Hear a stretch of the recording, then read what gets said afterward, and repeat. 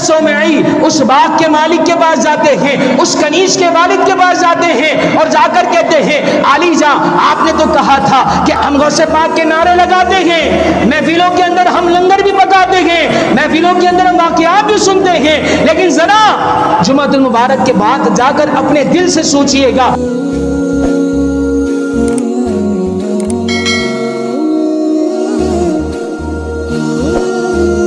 حمد و صلات کے بعد نہایت ہی واجب الاحترام، قابل احترام، معزز و مکرم و محتشم سامعین کرام، اللہ جل وعلا کا فضل و کرم ہے کہ خلاق کائنات نے ایک مرتبہ پھر جمعۃ المبارک کی بابرکت گھڑیاں دیکھنا نصیب فرمائی۔ اللہ کریم اس کی برکتوں سے ہم سب کو مالا مال فرمائے۔ نبی پاک صاحب لولاک سیاح افلاک صلی اللہ علیہ وسلم کی ذات مبارکہ پر درود پاک پڑھنے کے بے شمار فضائل و برکات احادیث مبارکہ کے اندر موجود ہیں۔ ایک مرتبہ محبت کے ساتھ، ذوق کے ساتھ، عقیدت کے ساتھ پیارے آقا صلی اللہ علیہ وسلم کی ذات مبارکہ پر درود پاک کا نذرانہ پیش کر لیجیے۔ الصلاۃ والسلام علیک یا رسول اللہ، الصلاۃ والسلام علیک یا حبیب اللہ، الصلاۃ والسلام علیک یا نبی اللہ، وعلی آلک واصحابک یا نور اللہ۔ میرے محترم اور معزز سامعین کرام، اللہ تبارک و تعالی قرآن مجید میں ارشاد فرماتا ہے، یا ایھا الذین آمنوا، اے ایمان والو، کلوا من الطیبات ما رزقناکم، کھاؤ، کیسا رزق کھاؤ؟ پاکیزہ رزق کھاؤ۔ کون سا رزق کھاؤ؟ ما رزقناکم، جو ہم نے تمہیں عطا کیا۔ واشکروا للہ ان کنتم ایاہ تعبدون، اور اللہ کا شکر ادا کرو، ان کنتم ایاہ تعبدون، اگر تم اس کی عبادت کرتے ہو۔ میرے محترم ناظرین کرام، میرے محترم سامعین کرام،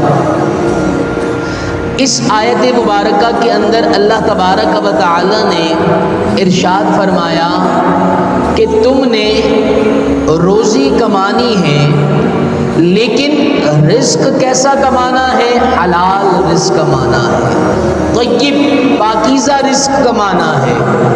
اللہ تبارک و تعالیٰ کے پیارے حبیب صلی اللہ تعالیٰ علیہ وسلم نے ارشاد فرمایا کہ اللہ پاک ہے اور پاک شے کو پسند فرماتا ہے۔ اللہ پاک ہے اور پاک شے کو پسند فرماتا ہے، اور یہاں تک کتابوں میں لکھا ہے کہ اگر جس کے پیٹ میں ایک لقمہ حرام کا چلا جاتا ہے تو اللہ تبارک و تعالی 40 دن تک اس کی کوئی دعا قبول نہیں کرتا۔ اللہ اکبر کبیرہ، 40 دن تک اس کی زندگی سے عبادت کی حلاوت کو دور کر دیا جاتا ہے، عبادت کی مٹھاس کو۔ عبادت میں دل نہیں لگتا، نمازوں میں دل نہیں لگتا، یہ اکثر سنا گیا ہے۔ تو میرے محترم اور پیارے بھائیوں، اگر چاہتے ہیں اپنی عبادت کو قبول کروانا، اگر چاہتے ہیں کہ رب کی بارگاہ میں جو دعا کریں اللہ دعا قبول کرے، تو اس کے لیے ایک وظیفہ ہے کہ اپنے لقمے کو حلال کیجیے، اپنے رزق کو پاکیزہ اختیار کیجیے۔ آج میں یہ تو ضرور سوچتا ہوں کہ ایک کا ڈبل کیسے ہوگا، ڈبل کا 4 کیسے ہوگا، لیکن یہ نہیں سوچتا کہ وہ آئے گا کیسے۔ وہ اگر کوئی سمجھائے بھی نا کہ آپ یہ کام کر لیجئے، یہ حلال کام ہے، یہ کام نہ کیجئے، اس میں کیا ہے حرام روزی ہے، تو وہ کہتا ہے مجھے اس سے کوئی غرض نہیں ہے کہ یہ حلال طریقہ ہے یا حرام طریقہ ہے، بس پیسہ آنا چاہیے۔ اللہ اکبر کبیرہ۔ نہیں میرے محترم اور پیارے نمازی بھائیوں، ہمیں چاہیے کہ ہم حلال رزق کمائیں. اور پھر ہم کیا کہتے ہیں کہ ہماری اولاد ہماری نافرمان بن رہی ہے، ہم اپنی اولاد کو حرام روزی سے پال رہے ہیں. ذرا سوچیں کہ جب اس کی پیٹ میں وہ لقمہ جائے گا تو بتائیں اندر جا کر کیا کمال دکھائے گا؟ وہ یہی دکھائے گا نا کہ میں نے حرام کیسے کمانا ہے. وہ یہی آپ کو سمجھائے گا کہ میں نے کس طریقے سے لوگوں کے ساتھ 2 نمبریاں کرنی ہیں، کیسے دھوکہ دینا ہے. نہیں میرے محترم اور پیارے بھائیو، یہ آیت مبارکہ آپ کے سامنے تلاوت کی نا، یا ایھا الذین آمنوا کلوا من الطیبات ما رزقناکم واشکروا للہ ان کنتم ایاہ تعبدون. یہ آیت مبارکہ جب صحابہ کرام علیہم رضوان کے سامنے پڑھی گئی، بیان کی گئی، ایک صحابی کھڑے ہوتے ہیں، یا رسول اللہ صلی اللہ علیہ وسلم، میری دعا جو میں کرتا ہوں میری دعا قبول نہیں ہوتی، کوئی ایسا وظیفہ بتا دیجئے، کوئی ایسا عمل بتا دیجئے کہ جس سے میں مستجاب الدعوات ہو جاؤں، جب بھی اللہ کی بارگاہ میں دعا کروں میری دعا قبول ہو جائے. یا نبی اللہ، یا رسول اللہ، کوئی ایسا عمل بتا دیجئے.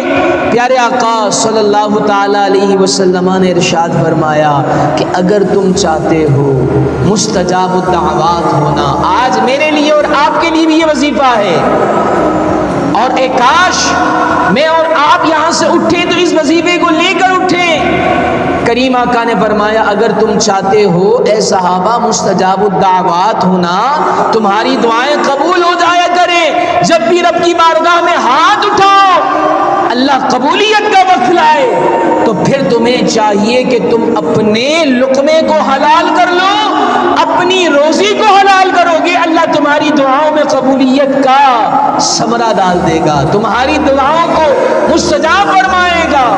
اللہ اکبر کبیرہ. آج تو میرے محترم اور پیارے بھائیوں، یہ آیت مبارکہ انتخاب کرنے کا مقصد کیا ہے کہ ہمارے اسلاف، ہمارے بزرگان دین کیسے پاکیزہ رزق کو تلاش کیا کرتے تھے، جہاں پر ذرہ برابر بھی اگر کوئی شبہ آتا نا کہ یار پتہ نہیں اس کا مالک کون ہے، آیا یہ میرے لیے لقمہ حلال ہوگا یا حرام ہوگا، وہ ایسی روزی کو چھوڑ دیا کرتے تھے. جی ہاں، اور پھر جب ایسی روزی کو چھوڑتے تھے نا تو پھر اس سے جو اولاد پیدا ہوتی تھی وہ مرد قلندر پیدا ہوتی تھی، وہ اللہ کے ولی بنا کرتے تھے. اللہ اکبر کبیرہ. جی ہاں میرے محترم ناظرین سامعین، ایک واقعہ آپ کے سامنے عرض کرتا ہوں. ایک بزرگ ہیں حضرت سیدنا عبداللہ صومعی، جنگی دوست رحمت اللہ تعالی علیہ. وہ ایک دفعہ کی بات ہے، بھوک کی شدت میں ہوتے ہیں. میں صرف آپ کو اس بات پر کہ آج میں اور آپ کیا چلتے چلتے کسی ٹھیلے والے کی ریڑھی سے کچھ اٹھا کر کھا لیتے ہیں، سامنے والا دیکھتا رہتا ہے، ہم پوچھتے بھی نہیں ہیں ارے چکھ رہا تھا ہے، چکھ رہا تھا، پھر لوں گا نا، ارے بھیا جی چکھ لیجئے لیکن مالک سے اجازت تو لیجئے، مالک سے پوچھ تو لیجئے کہ آیا اس کی رضامندی شامل ہے یا نہیں ہے. اللہ اکبر کبیرہ. نہ جانے پورے دن کے اندر اس بیچارے کی ریڑھی سے کتنے کلو لوگ ایسے ہی کیا چکرے چکرے میں کھا جاتے ہوں گے، لیکن ہمیں کیا ہے کوئی پرواہ بھی نہیں ہوتی، ہمارے ماتھے پر بل تک نہیں آتا، ہم تو کہتے ہیں ہم یہ صحیح کر رہے ہیں. لیکن میرے محترم اور پیارے بھائیوں یاد رکھیں کہیں ایسا نہ ہو کہ یہ حرام رزق کے اندر ہمارا لقمہ چلا جائے. اب ذرا سنیے گا کہ ہمارے اسلاف کا کیا عمل ہوا کرتا تھا. غوث پاک کا مہینہ ہے نا، شیخ عبد القادر جیلانی کا مہینہ ہے. شیخ عبد القادر جیلانی کی ولادت کیسے ہوئی تھی، کیسے اللہ تبارک و تعالی نے اولیاء کا سردار بنایا. ان کے پیچھے ان کے والدین کی مشقت ہے، ان کے والدین کی ریاضت ہے، عبادت ہے کہ جس وجہ سے جس بنا پر اللہ تبارک و تعالی نے ایسا مرد قلندر ان کے یہاں پیدا فرمایا ہے کہ جو ولیوں کا سردار ہے. کیا ہوتا ہے وہ واقعہ؟ میں واقعہ بیان کرنے سے پہلے آپ کو ایک مسئلہ سمجھاؤں. اگر کوئی شخص اس نتیجے پر ہو، بھوک کی شدت لگی ہو اور اگر اس کو کوئی مال رزق نہیں ملے گا وہ مر جائے گا، ایسی صورت کے اندر شریعت مطہرہ کہتی ہے کہ اگر تمہیں حرام چیز بھی ملے نا تو اس سے بقدر کفایت بقدر ضرورت استعمال کر کر اپنی جان بچا سکتے ہیں، اپنی جان بچا سکتے ہیں۔ یہ شریعت کہتی ہے۔ مثال کے طور پر مجھے پیاس اتنی لگی ہے، کہیں سے پانی مل نہیں رہا، نہ خرید کر مل رہا ہے نہ کوئی دے رہا ہے، اتنی قحط سالی ہو گئی ہے، لیکن سامنے شراب رکھی ہوئی ہے، تو میں اپنی پیاس بجھانے کے لیے، اور میں اگر کیفیت یہ ہے کہ اگر میں اپنے حلق کے نیچے سے یہ کوئی پانی وغیرہ نہیں گزاروں گا میں مر جاؤں گا، اس کیفیت کو پہنچ گیا، تو بقدر ضرورت پی سکتے ہیں، بقدر ضرورت کھا سکتے ہیں۔ کوئی مردار ہے، مردار کھانا انسان کے اوپر حلال نہیں ہے، مرا ہوا جانور ہو، لیکن مجھے کیا ہے، بھوک کی شدت ہے اور کوئی صورت بھی نہیں ہے، تو اب شریعت مطہرہ کہتی ہے بقدر ضرورت، پیٹ بھر کر نہیں کہ یہاں منہ تک بھر لیں، بقدر ضرورت اس سے کھا سکتے ہیں۔ اب یہ مسئلہ سماعت فرمانے کے بعد واقعہ سماعت فرمائے، حضرت سیدنا عبداللہ صومعی رحمت اللہ تعالی علیہ اسی بھوک کی شدت میں ہوتے ہیں، نکل جاتے ہیں باہر کہ کہیں سے کچھ مل جائے، نہر کے قریب سے گزرتے ہیں، کیا دیکھتے ہیں کہ نہر کے اندر سے ایک سیب لہرتا ہوا آ رہا ہے، پانی کی موجوں کے ساتھ آ رہا ہے۔ حضرت سیدنا عبداللہ صومعی کے اندر بھوک کی شدت تھی، سیب اٹھاتے گئے اور اٹھا کر کھانا شروع کر دیتے ہیں۔ آدھا سیب جب چلا جاتا ہے پیٹ کے اندر تو تھوڑی پیٹ کی جو بھوک کی شدت ہوتی ہے وہ ختم ہوتی ہے، عقل کام کرنا شروع ہو جاتی ہے، اور اپنے آپ سے مخاطب ہو کر کہتے ہیں کہ اے عبداللہ صومعی، تو اللہ کا نیک بندہ بنا پھرتا ہے، لیکن تو نے یہ کیا کر لیا؟ کیا تجھے پتا تھا یہ سیب کس کا ہے؟ کیا تجھے پتا تھا یہ سیب کس کا ہے؟ تجھے نہیں پتا، تو اب ڈھونڈ اس کا مالک کہ اس کا مالک ہے کون؟ اللہ اکبر کبیرہ۔ حضرت سیدنا عبداللہ صومعی رحمت اللہ تعالی علیہ دیکھتے ہیں کہ لہر کی موجیں کہاں سے آ رہی ہیں، اسی طرف نکل پڑتے ہیں، کئی میل تک سفر کرنا شروع کر دیتے ہیں۔ بالآخر ایک سیب کا باغ نظر آتا ہے، کہتے ہو نہ ہو کہ یہ سیب اسی باغ کا ہوگا، یہ اسی مالک کا ہوگا، کیونکہ اس کی شاخیں اس نہر کے اندر لٹکی ہوئی ہے۔ اللہ اکبر کبیرہ۔ جاتے ہیں، جا کر ان کا دروازہ دستک دیتے ہیں، دروازہ بجاتے ہیں، مالک نکلتا ہے باہر آ کر۔ مختلف روایات ملتی ہیں کہ اس کے دو مالک تھے یا اس کا ایک مالک تھا، بالخیر اس کا مالک نکلتا ہے اور جب دیکھتا ہے کہ ایک شخص آیا ہے، اور آیا کس لیے ہے؟ وہ صرف اور صرف اس بات کے لیے آیا ہے۔ اللہ اکبر کبیرہ۔ ذرا دیکھیں تو صحیح ہمارے اسلاف کی زندگی کا طریقہ کہ آدھا سیب کھا لیا ہے، آدھا سیب ہاتھ کے اندر ہے، اور مالک سے کہتے ہیں کہ عالیزہ آپ کی اجازت کے بغیر میں نے یہ سیب کھا لیا ہے، یا تو معاف کر دیجئے یا کچھ اس کی اجرت بتا دیجئے، جو اجرت بنتی ہے، جو پیسہ بنتا ہے میں دینے کے لیے راضی ہوں۔ اللہ اکبر کبیرہ۔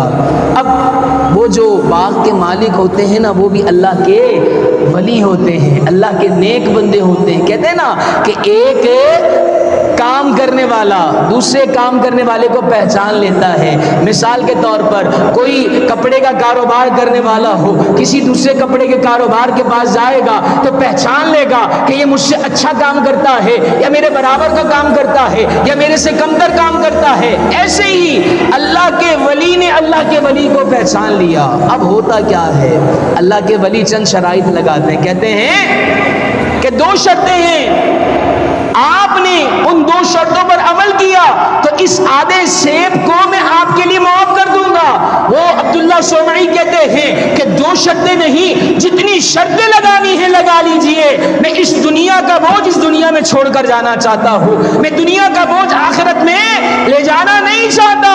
اللہ اکبر کبیرہ۔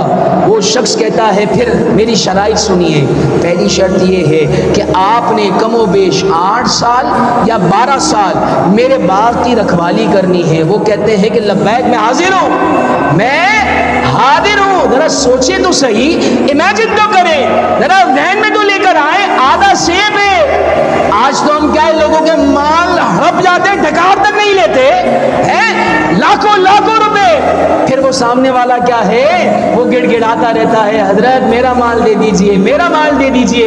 کل لینے والا گڑ گڑا رہا تھا، آج دینے والا گڑ گڑا رہا ہے۔ بس اللہ اکبر کبیرہ، آدھے سیب کی معافی کے لیے کتنے سال، 8 سال یا 12 سال خدمت میں گزار دیتے ہیں۔ جب یہ وقت گزرتا ہے نا میرے محترم اور پیارے بھائیوں، پھر آتے ہیں حضرت سیدنا عبداللہ صومعی اس باغ کے مالک کی بارگاہ میں، اور آ کر کہتے ہیں عالی جا ایک شرط پوری ہو گئی، دوسری شرط بتائیے تاکہ یہ میرے گلے سے آدھے سیب کا بوجھ اتر جائے۔ اللہ اکبر کبیرہ۔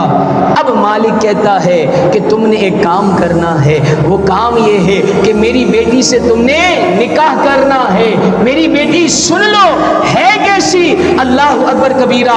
وہ مالک کہتا ہے میری بیٹی آنکھوں سے اندھی ہے، ہاتھوں سے لنجی ہے، پاؤں سے لنگڑی ہے، کانوں سے بہری ہے۔ اللہ اکبر کبیرہ۔ ذرا اپنے دل سے پوچھیں کہ کیا آپ کے لیے یا آپ کی اولاد کے لیے، آپ کے عزیز و اقربا کے لیے اگر کوئی ایسا رشتہ آئے گا تو کبھی بھی حامی بھری جائے گی؟ ارے کہیں گے باقی باتیں بعد میں ہیں، سامنے والا کہے گا بڑا مالدار ہے، ارے ایسے مال کا کیا کروں گا کہ انسان کیا ہے آدھا سے ہی مالدار نہیں ہے۔ اللہ اکبر کبیرہ۔ لیکن آدھا سیب معاف کروانا تھا، صرف کتنا سیب؟ آدھا سیب۔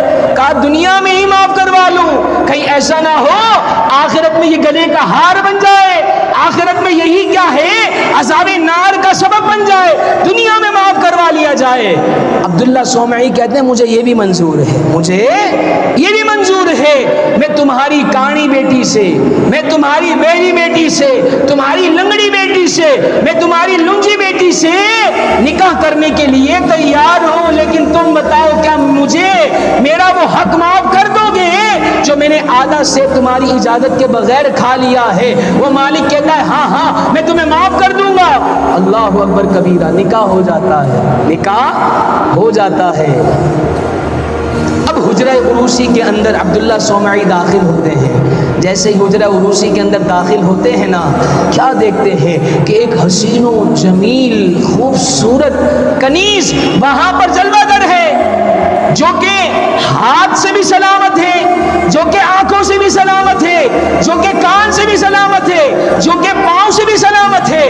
فوراً پلٹ کر آتے ہیں عبداللہ صومعی اس باغ کے مالک کے پاس جاتے ہیں، اس کنیز کے والد کے پاس جاتے ہیں اور جا کر کہتے ہیں علی جاں آپ نے تو کہا تھا کہ آپ کی جو بیٹی ہے وہ آنکھوں سے اندھی ہے، کانوں سے بہری ہے، ہاتھوں سے لنجی ہے، پاؤں سے لنگڑی ہے، لیکن اندر تو ایک خوبصورت کنیز بیٹھی ہوئی ہے جس کی آنکھیں بھی سلامت ہے، جس کے کان بھی سلامت ہے، جس کے ہاتھ بھی سلامت ہے، جس کے پیر بھی سلامت ہے۔ علی جاں یہ ماجرا کیا ہے؟ وہ باغ کا مالک کہتا ہے دراصل میں نے تمہارے اندر اللہ تبارک و تعالیٰ کے نیک لوگوں کی صفات کو پایا ہے، میں نے اولیاء اللہ کی صفت کو پایا ہے، تو ذرا سنو کہ میں نے اپنی بیٹی کے حوالے سے ایسا کیوں کہا، یہ جھوٹ نہیں ہے بلکہ سچ پر مبنی ہے۔ کیوں میں نے کہا کہ میری بیٹی اندھی ہے، کیوں میں نے کہا کہ میری بیٹی بہری ہے، کیوں میں نے کہا میری بیٹی لنجی ہے، کیوں میں نے کہا کہ میری بیٹی لنگڑی ہے؟ تو ذرا سنو، میری بیٹی لنگڑی اس وجہ سے ہے کہ میری بیٹی پر مجھے اتنا فخر ہے، اتنا بھروسہ ہے، اتنا مان ہے کہ مجھے پتا ہے کہ میری بیٹی نے کبھی بھی اپنے قدم غلط کام کی طرف نہیں اٹھائے، تو گویا میری بیٹی پاؤں سے لنگڑی ہے، میری بیٹی نے آنکھوں سے کبھی بھی کسی نامحرم کی طرف نگاہ اٹھا کر نہیں دیکھا، تو اس وجہ سے میری بیٹی اندھی ہے۔ کبھی بھی میری بیٹی نے کسی فحشیات گفتگو کو نہیں سنا، ایسی گفتگو جو اللہ کو ناراض کرنے والی ہو، اللہ کے حبیب کو ناراض کرنے والی ہو، ایسی گفتگو میری بیٹی نے نہیں سنی۔ اس وجہ سے میری بیٹی وہ بہری ہے، اور میری بیٹی نے کبھی بھی یہ ہاتھ کسی نامحرم کی طرف نہیں بڑھائے، کسی گناہ کی طرف نہیں بڑھائے، مجھے اتنا مان ہے، اس وجہ سے میں نے کہا کہ میری بیٹی اندھی ہے، میری بیٹی بہری ہے، میری بیٹی لنجی ہے، میری بیٹی لنگڑی ہے۔ اللہ اکبر کبیرہ۔ جب حضرت سیدنا عبداللہ صومعی جنہوں نے آدھے سیب کو معاف کروانے کے لیے اس قدر مشقت برداشت کی، پہلے 8 یا 12 سال خدمت کی، اس کے بعد ایسی محترمہ سے، ایسی کنیز سے جب نکاح کرنے پر راضی ہو گئے تو پھر اللہ تبارک و تعالی نے اتنے نیک باپ اور اتنی نیک ماں سے جب ملاپ کروایا تو جب ملاپ ہوا تو اس سے جو اولاد پیدا ہوتی ہے اس کو دنیا شیخ عبد القادر جیلانی کے نام سے جانتی ہے، اس کو دنیا شیخ عبد القادر جیلانی کے نام سے جانتی ہے۔ میرے محترم اور پیارے بھائیوں، آج ہم اس واقعے سے درس کیا سیکھے؟ ہم نے سنا، سبحان اللہ کہا، چلے گئے۔ اگر زندگی پر کوئی عمل کرنے کی نیت نہیں تو پھر واقعات سنانے کا کوئی معاملہ نہیں، کوئی فائدہ نہیں۔ کیا غرض؟ ذرا سوچے تو صحیح کہ کیا ہم نے اپنی زندگی پر ہم پیارے آقا کی اولاد کے نعرے ضرور لگاتے ہیں کہ ہم غوث پاک سے محبت کرتے ہیں، یا غوث المدد، نعرہ غوثیہ، نعرہ تحقیق، ہر ایک سے ہم محبت کرتے ہیں، لیکن ہمارا کیا مقصد محبت کا صرف یہی ہے کہ واقعات سننا، ان کی کرامات سننا، لنگر کھانا اور گھر چلے جانا؟ نہیں میرے محترم اور پیارے بھائیوں، بلکہ ہمیں ان کی تعلیمات سے بھی کچھ حصہ لینا چاہیے۔ ان کی تعلیمات کیا ہیں؟ ان کی تعلیمات یہ ہے کہ انہوں نے ایک سیب کو معاف کروانے کے لیے، کتنے سیب کو معاف کروانے کے لیے؟ ایک سیب کا بھی ایک آدھا حصہ معاف کروانے کے لیے کتنی مشقت برداشت کی، لیکن ان کا چاہنے والا، ان سے محبت کرنے والا کتنی دو نمبریاں کرتا ہے، کتنی ہیرا پھیری کرتا ہے، کتنے چونے لگاتا ہے، کتنے لوگوں کو دھوکے دیتا ہے۔ مال دینا ہے، آج دینا ہے، کل دینا ہے، پیسے دینے، ارے کل لے لینا، پرسوں لے لینا، بار بار اس کو دھکا کھلاتا ہے، لیکن چاہنے والا غوث اعظم کا ہے۔ اللہ اکبر کبیرہ۔ غوث پاک رضی اللہ تعالیٰ عنہ کے والد کا آپ نے واقعہ سنا کہ کیسے بزرگ نیک ہستی لوگ تھے کہ آدھا سیب معاف کروانے کے لیے۔ اللہ اکبر کبیرہ۔ ایک اور اس واقعے سے ہمیں درس ملا کہ ہمیں کیا ہے، ایک تو اپنے لقمے کو حلال کرنا ہے، اور رزق کے اندر اگر چاہتے ہیں برکتیں، اگر چاہتے ہیں بلندیاں، تو یہ ہیرا پھیری چھوڑ دیجئے، اللہ تبارک و تعالیٰ کی رضا پر راضی رہیے، اللہ تبارک و تعالیٰ پر توکل باندھیے، بھروسہ رکھیے کہ اللہ تبارک و تعالیٰ ہر شے پر قدرت رکھنے والا ہے۔ ان اللہ علی کل شیء قدیر، اس کی صفت ہے۔ تو وہ کیا ہے، میں اگر ایسے ہیرا پھیری نہیں کروں گا پھر بھی جو میرے ذمے میں لکھا ہے وہ مجھے روزی مل کر رہے گی۔ اب بندے کے اوپر ہے کہ بندہ اس کو حلال طریقے سے کماتا ہے یا حرام طریقے سے کماتا ہے۔ اسی طریقے سے ہم غوث پاک رضی اللہ تعالیٰ عنہ کی تعلیمات کا کچھ حصہ سننے کے لیے بیٹھے تھے۔ غوث پاک رضی اللہ تعالیٰ عنہ کے بچپن کا ایک واقعہ ہے کہ غوث پاک رضی اللہ تعالیٰ عنہ اپنے گھر کی چھت پر کھڑے ہوئے تھے، بالکل بچپن کی صورت ہے، چند سال 8 یا 10 سال عمر ہے، اپنی چھت پر کھڑے ہیں۔ اللہ تبارک و تعالیٰ ان کو وہ کمالات عطا فرماتا ہے کہ اس دن ان کو اندازہ ہو جاتا ہے کہ میں دنیا کے لیے نہیں بنایا گیا، میں دنیا کی رنگینیاں دیکھنے کے لیے نہیں بنایا گیا۔ وہ کیسے پتا چلا؟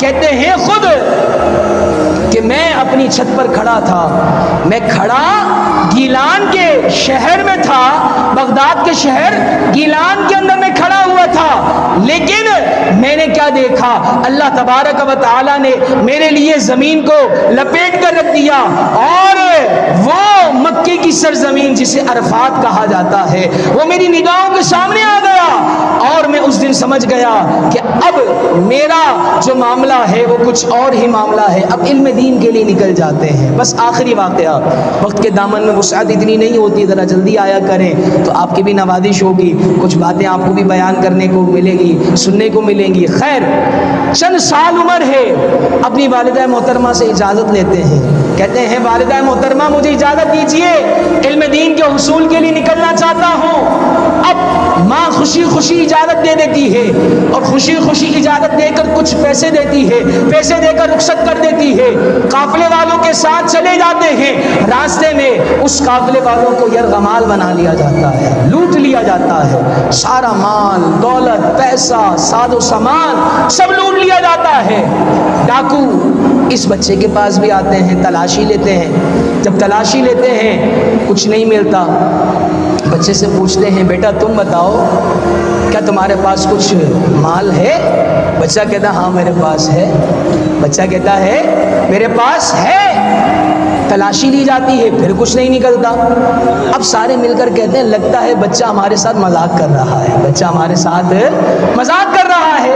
اللہ اکبر کبیرہ، 3 مرتبہ تلاشی لی جاتی ہے، وہ بچہ یہی کہتا میرے پاس ہے۔ تلاشی لی جاتی ہے کچھ نکلتا نہیں ہے۔ خیر بالآخر اس بچے کو اس ڈاکوؤں کے سردار کے پاس لے جایا جاتا ہے۔ جب ڈاکوؤں کے سردار کے پاس لے کر جایا جاتا ہے نا، تو ڈاکوؤں کا سردار تلاشی لیتا ہے، کچھ مال نہیں نکلتا۔ بچے کو کہتا ہے بیٹا سچ سچ بتاؤ کہ تمہارے پاس پیسے یا کچھ مال ہے؟ وہ بچہ کہتا ہاں میرے پاس ہے۔ تو ڈاکوؤں کا سردار کہتا ہے کہ ہم ڈھونڈ رہے ہیں، تلاش کر رہے ہیں، پھر مل کیوں نہیں رہے؟ ماجرا کیا ہے؟ تو وہ بچہ کہتا ہے کہ دراصل یہ جو جگہ ہے نا، یہاں پر میری ماں نے پیوند لگا کر کچھ پیسے میرے سفر کے اخراجات کے لیے رکھ دیے تھے۔ اب جب وہ پیوند لگا ہوا کپڑا ہٹایا جاتا ہے تو دیکھا جاتا ہے اس کے اندر چند پیسے ہوتے ہیں۔ اللہ اکبر کبیرہ، وہ ڈاکوؤں کا سردار پریشان ہو جاتا ہے اور کہتا ہے بیٹا اگر تو چاہتا تو اپنے پیسے بچا سکتا تھا، تیرے لیے آگے سفر کے اخراجات میں کام آتے۔ ہم نے تلاشی لی، ختم ہو گئی بات، لیکن تو نے یہ برملا کیوں کہا کہ میرے پاس پیسے ہیں؟ اور کئی مرتبہ تلاشی لینے کے بعد بھی وہ پیسے جب نہ ملے۔ اللہ اکبر کبیرہ، میں آپ کو یہاں پر اپنی دنیاوی مثال سے ایک بات سمجھاؤں کہ آج اگر کسی کو کسی کے پیسے دینے ہو نا، اور سامنے والا اگر غلطی سے یہ قرار کر بیٹھے کہ تم نے تو مجھے پیسے دے دیے ہیں، تم نے تو مجھے پیسے دے دیے ہیں، میں تو خوشی خوشی راضی ہو جاؤں گا، اچھا صحیح ہے نا یار، جس کے پیسے تھے وہ خود ہی بھول گیا ہے۔ لیکن میرے محترم اور پیارے بھائیوں، کیا مجھے اس بات کا علم نہیں ہے کہ میں اس دنیا میں تو جھوٹ بول کر، دغا بازی کر کر، دھوکہ دے کر، ہیلے بہانے کر کر بچ جاؤں گا، کل بروز قیامت رب کی پکڑ سے کیسے بچوں گا؟ کیا میرے رب کو نہیں پتا؟ میرا رب تو ہر شے پر قدرت رکھنے والا ہے۔ خیر وہ بچہ کہتا ہے کہ ہاں میں اپنے پیسے بچا سکتا تھا، آگے کام میں لا سکتا تھا، لیکن اس کی وجہ کیا ہے کہ تم مجھ سے بار بار پوچھتے رہے کہ تیرے پاس پیسے ہیں یا نہیں ہے۔ میں کیا جواب دیتا؟ نہیں، میں ایسا نہیں کر سکتا تھا۔ کیوں نہیں کر سکتا تھا؟ وجہ یہ تھی کہ جب میں اپنے گھر سے نکلا تھا، میری ماں نے مجھے جب یہ پیسے دیے تھے اور دینے کے بعد مجھ سے ایک وعدہ لیا تھا کہ بیٹا کچھ بھی ہو جائے، ارے دنیا ادھر کی ادھر ہو جائے، جان جاتی ہے تو چلی جائے، مال جاتا ہے تو چلا جائے، سامان جاتا ہے تو چلا جائے، لیکن تم نے کسی حال میں جھوٹ نہیں بولنا۔ کیا ماں نے ایک وعدہ لیا تھا کہ تم نے جھوٹ نہیں بولنا۔ وہ بچہ جب یہ اتنا چھوٹا بچہ جب اتنی فراست کی بات کرے، اتنی کمال درجے کی بات کرے کہ میں اپنی ماں سے کیے ہوئے وعدے کی بے وفائی کیسے کر سکتا ہوں، اللہ اکبر کبیرہ، اس ڈاکو کے سردار کے آنکھوں سے ٹپ ٹپ آنسو بہنا شروع ہو جاتے ہیں۔ کیوں بہنا شروع ہوتے ہیں؟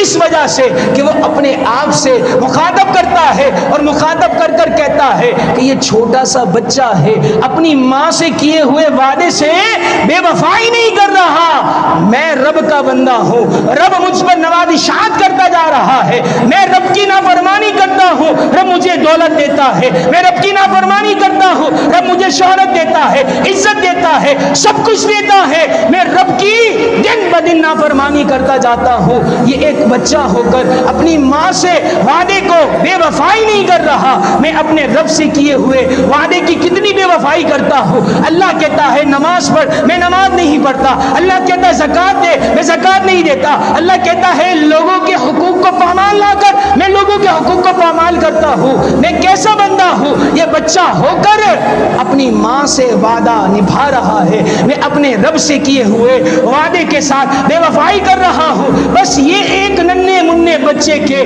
سچ بولنے کی برکت تھی کہ وہ ڈاکوؤں کا سردار تائب ہو کر صلاۃ و سنت کا پابند بن جاتا ہے، تائب ہو جاتا ہے، توبہ کر لیتا ہے ایک بچے کے سچ بولنے کی برکت سے۔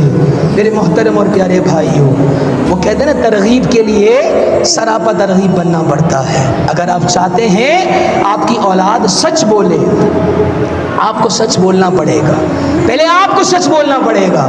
جی ہاں میرے محترم اور پیارے بھائیوں، کوئی یہ نہیں چاہتا کہ یار میری اولاد غلط راستے پر چلی جائے، میری اولاد غلط کام کرے، کوئی یہ نہیں چاہتا۔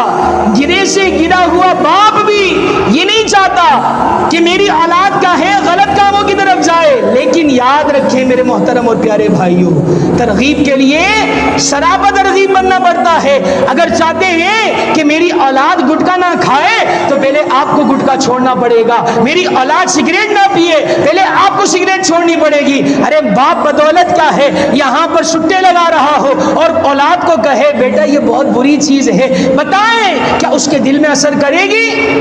وہ باپ کی محبت کی وجہ سے منہ پر تو منع کر دے گا، لیکن دل میں کیا کہے گا؟ یار کیسا باپ ہے، مجھے کہہ رہا ہے کہ یہ نہ پیو، لیکن کیا ہے خود دن میں کئی سلگا جاتا ہے۔ اللہ اکبر کبیرہ۔ اگر چاہتے ہیں اپنی اولاد کو سچائی کی طرف گامزن کرنا تو خود سچ بولنا پڑے گا۔ جی ہاں بعض اوقات کیا ہوتا ہے میں اور آپ اپنی اولاد کو جھوٹ کی تربیت دیتے ہیں۔ آپ کہیں گے حضرت یہ کیسی بات کر دی آپ نے؟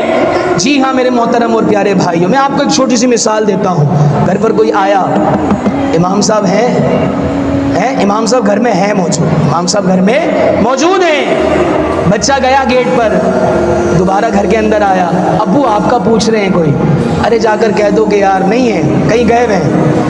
تو میرے محترم اور پیارے بھائیوں آپ بتائیں، ڈائریکٹلی نہیں کہہ رہے کہ میرے بیٹے تم نے جھوٹ بولنا ہے، انڈائریکٹلی آپ اس کو پیغام دے رہے ہیں کہ بیٹا تم نے بھی بڑے ہو کر ایسے ہی ٹوپیاں دینی ہے، تم نے بھی ایسے ہی دھوکہ دینا ہے۔ میرے محترم اور پیارے بھائیوں اگر چاہتے ہیں اپنی اولاد کی تربیت کرنا، ہم غوث پاک کے نعرے لگاتے ہیں، محفلوں کے اندر ہم لنگر بھی پکاتے ہیں، محفلوں کے اندر ہم واقعات بھی سنتے ہیں، لیکن ذرا جمعۃ المبارک کے بعد جا کر اپنے دل سے سوچئے گا کہ ہم غوث پاک کی تعلیمات پر کتنا عمل کرتے ہیں۔ غوث پاک رضی اللہ تعالی عنہ رات کے اندر پورا قرآن پاک ختم کر لیا کرتے تھے۔ غوث پاک کی زندگی کے حوالے سے ملتا ہے کہ آپ نے 15 سال کی عمر تک روزانہ رات کو کھڑے ہو کر ایک ٹانگ پر کیا ہے قرآن پاک کی تلاوت کیا کرتے تھے۔ 25 سال تک جنگل میں نکل گئے تھے اللہ کی عبادت کرنے کے لیے، پتے کھایا کرتے تھے۔ غوث پاک کی نیاز یاد آتی ہے، غوث پاک کے پتے کھانا یاد نہیں آتے، غوث پاک کی یہ ریاضت یاد نہیں آتی، غوث پاک کی عبادت یاد نہیں آتی۔ میرے محترم اور پیارے بھائیوں بالکل نسبت کا انسان کو صلہ ملتا ہے، لیکن ساتھ میں صرف نسبت پر ہی اعتماد نہیں ہونا چاہیے کہ ہم تو غوث پاک کے مرید ہو گئے تو ہم بخشے جائیں گے، اللہ اکبر کبیرہ۔ نہیں، آپ کے بخشے جانے کا مدار آپ کا عمل ہے، آپ کا عمل ہے۔ اچھا عمل کریں گے اچھی جزا ملے گی، برا عمل کریں گے بری جزا ملے گی۔ اللہ کریم سے دعا ہے اللہ تبارک و تعالی ہمیں عمل کی توفیق عطا فرمائے اور خلاق کائنات ہمیں غوث پاک رضی اللہ تعالی عنہ کی تعلیمات پر عمل کرنے کی توفیق عطا فرمائے۔ آمین بجاہ نبی الامین صلی اللہ تعالی علیہ وسلم۔